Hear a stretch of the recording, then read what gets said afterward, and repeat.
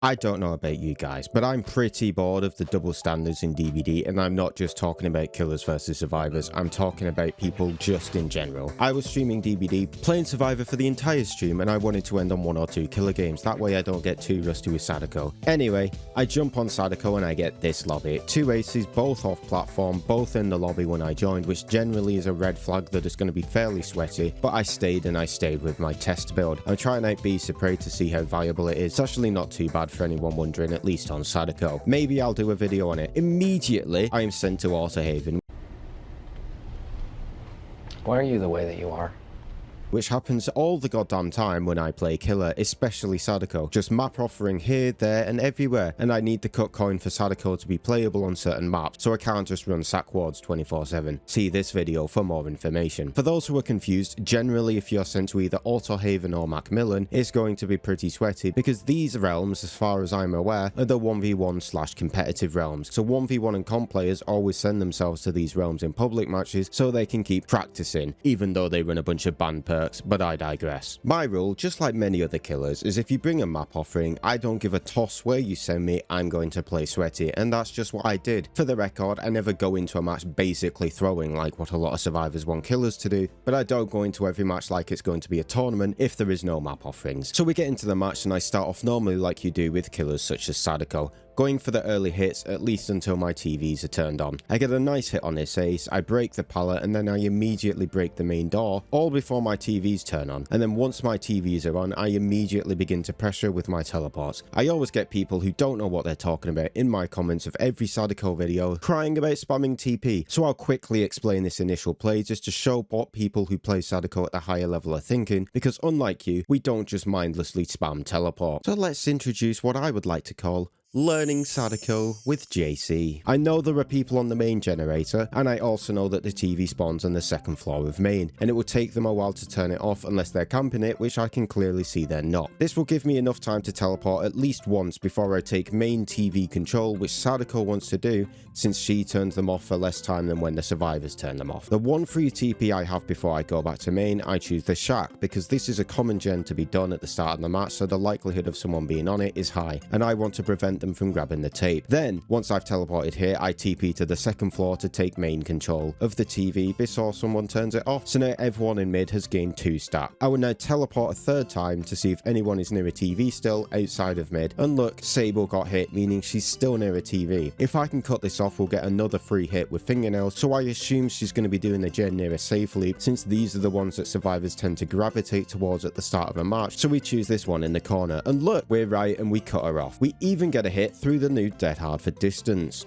Notice how each of my teleports were calculated with knowledge of timing and TV placements, as well as educated wish as to where the survivors would be to inflict the maximum amount of condemn while getting hit. Just because you don't think like this when playing Sadako and just spam control mindlessly against brain dead survivors, it doesn't mean we all do. I won't be explaining my TPing from now on, so don't worry. Cutting forward a bit, we pressure the Sable and get her down through the worst manifest mind game that I've ever done. However, she is under a pallet and we see Zarina. We were sent to a sweaty map and we have knockout, so I decide to slug her. While I'm pushing condemn pressure and controlling TVs, I realise that they're on the shack gen, so I go back to Sable and I see that she's crawled out from under the pallet, and I choose to try and hook the Sable to get Deadman switch to activate so I can block the shack generator for 50 seconds. In doing so, Zarina sabotages the hook with a toolbox built for saboing, which we can hear by how long it takes her to sabo the toolbox.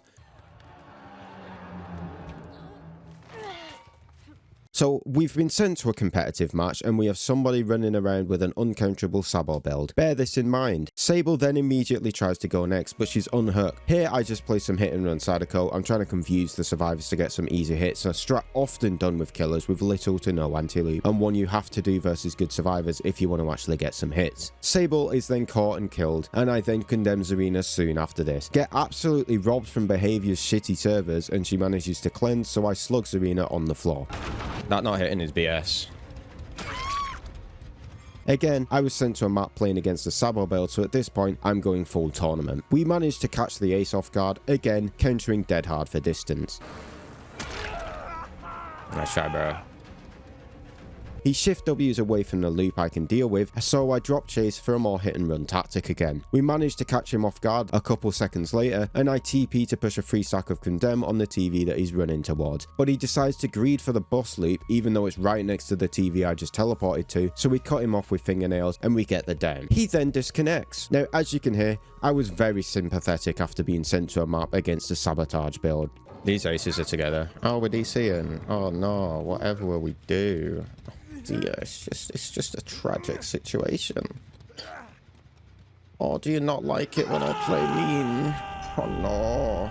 This person who DC'd then proceeded to come into my chat and complain about how Sadako makes them want to go next in real life. I've blurred out the name, but they had 1v1 in it. So I made this comment. I would assume it was the person called 1v1 who sent us to the map that everyone does 1v1s on. What are we thinking, gamers? They replied with, I'm duo with friend, going against the boring playstyle in existence. I think it's safe to say they assume they meant the most boring playstyle in existence, but let's not get caught off with Twitch chat grammar. To which I said this, brother, I'm playing against a fucking Sabo build fucking double swift who's sending me to a map and you're gonna complain about boring playstyles. Okay, bro. Okay, dude. With the fucking hard meta fucking... Yeah, okay, bro. Piss off, mate. Least meta perk there is fucking smash it. You just got balanced landing to go off with it. So, let me get this straight. You can send me to a map of your choosing on comms, which isn't inherently an issue, but it does mean that you're playing much sweatier, running hard meta builds with a teammate who has a full Sabo build that's so fast that I can't counter it if they use it properly, which is incredibly unfun. I'm playing one of the worst killers in the game with, let's be honest, an off meta build. I've not only got a slug perk and a hook perk together, but I'm also running Beasts of Prey for God's sake, and you're going to complain that I'm playing in a boring way. Might I remind you guys, these are P100 players complaining about Sadako. Sadako? Really? We're complaining about Sadako now, a killer so bad you can literally delete the power of. And not only can you just delete the power of a base kit, you can bring a blood point offering, you're allowed to delete it even more by completely destroying the TV placements, just in case it is just too hard to pick up a tape in the first place. If you're struggling as a P100 to deal with an off-meta Sadako, then I think that's what we call a skill issue. This double standard some players have in this community is incredible, where they're the only ones who are allowed to play super sweaty, and I come across it all the time, and not just only playing killer, although it does mainly happen when I'm playing killer. But here's an example on Survivor. So this is Chaos Shuffle, so we all have random perks and it's a bit more of a meme mode. And we have a Dracula who is just proxy camping survivors. Is he proxy camping? I think he's proxy camping now. He is. Oh lord. Oh, I think I get this in time. No, I don't.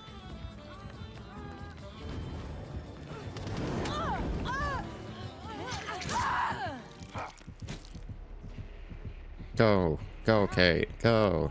So us solo queues decide to do what you normally do in this situation, and we just did generators because he's not pressuring them. He's too busy sat staring at Kate on the hook. I mean, I'm not kidding. Look here, I'm literally doing a generator next to him, and he's so preoccupied with face camping that he's not even turning or even registering that a generator is being done like 2 meters to his left. We managed to absolutely source this killer and 3-man out him. Right, you go on the right, you go on the right.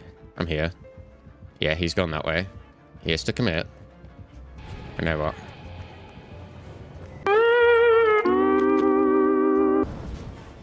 And he gets it. You just... Oh my god, he got spun.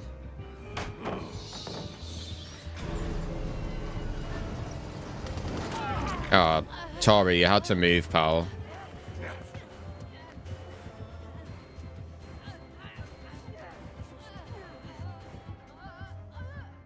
You get that right? Yes.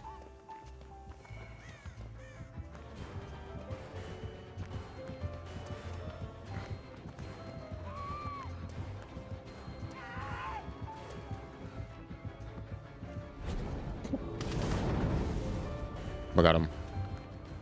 He was incredibly upset about this, so he came rolling into my chat to complain about being gen rushed, which I found quite funny since he was essentially face camping and was clearly very upset during the match. He was mad. In fact, he was so mad that he sat in my chat and just listened, and 3/4 of the way through the next match, which was a good like 10 minutes after this other match had ended, one of my AFK viewers came back and they saw the message that they put and they were sad because they missed the salt. I commented that it was like the Dracula player who was just mad that he got sauced while proxy camping, and it sent them on what can only be described as an unhinged salt spree. As we can see, he is very, very well put together mentally. Now, I find it incredibly hilarious that someone is claiming to, and I quote, win at life while getting this mad about being shit on by 4 solos in a meme mode of Dead by Daylight. They must have put their pocket money on the line or something, because Jesus Christ, I've not had someone this upset in a hot minute in my chat. But I always do find it funny when people try to make like really bad jabs at me in Dead by Daylight. I've played Counter-Strike with Russians, guys. There is not a thing that you can say that is going to be worse than the shit that came out their mouth. You can't sit there complaining about us doing generators while you're literally not pressuring them. If you're one of these clowns who gets upset when other players sweat, whilst you're playing every single match like it's a tournament, please reevaluate your life choices and make better ones. Anyway, that's all for now, gamers. I'm gonna keep remembering that fucking time. I'll catch you guys in the next one.